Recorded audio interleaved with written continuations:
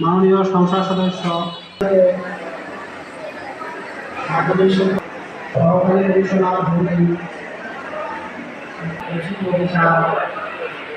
প্রতিষ্ঠান প্রধানমন্ত্রী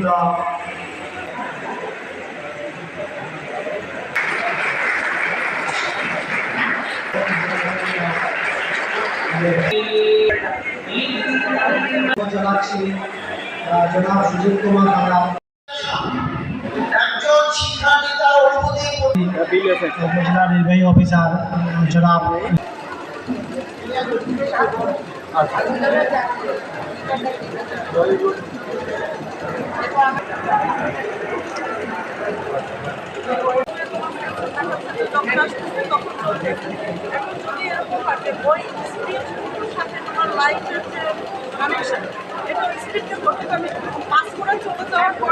আমাদের ল্যাপটপের মাধ্যমে পড়ি করে এটা সেট করা যায় যে এত স্পিডে গেল গাড়ি ধরতে পারবে, এত স্পিড থেকে এত স্পিডে গেল।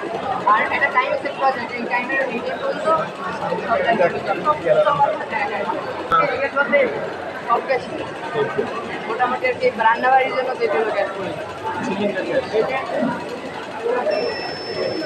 গ্যাস আসছে ওর সামনেও এলাম।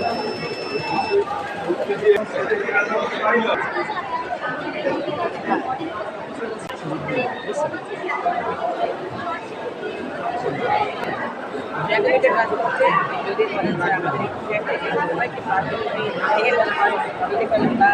করা হয় বা তাহলে সেখানে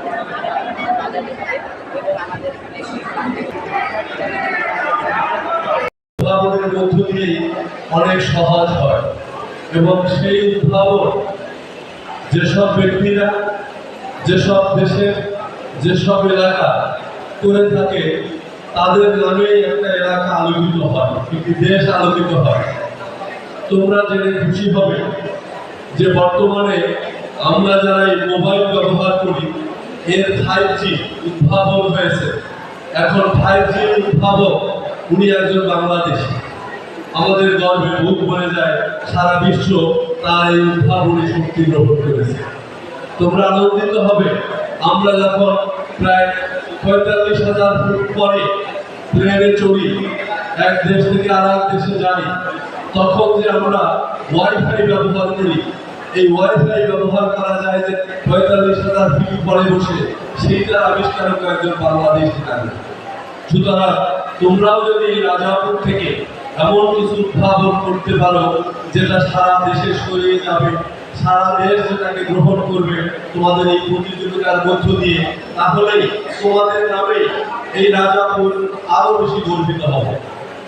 যে বর্তমান সরকার ক্ষমতায় আসার পর থেকে কিন্তু শিক্ষার্থীদের যে বিজ্ঞানমূলক চিন্তা ভাবনা, তাদেরকে বিজ্ঞানের সাথে সম্পৃক্ত করা এবং একই সাথে খেলাধুলার সাথে সম্পৃক্ত করা, শিক্ষার্থীদের মনোমেধা বিকাশের জন্য একটি পর একটি প্রোগ্রামের আয়োজন করছে এবং আমাদের শিক্ষার্থীরা খুব সুন্দরভাবে সেখানে অংশগ্রহণ করেছে।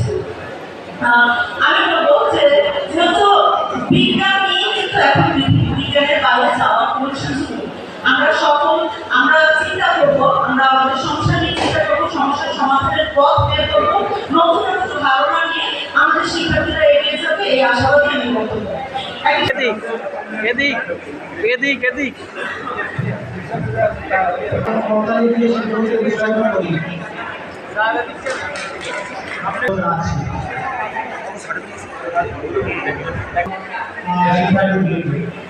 সরকারি দল পুরস্কার গ্রহণ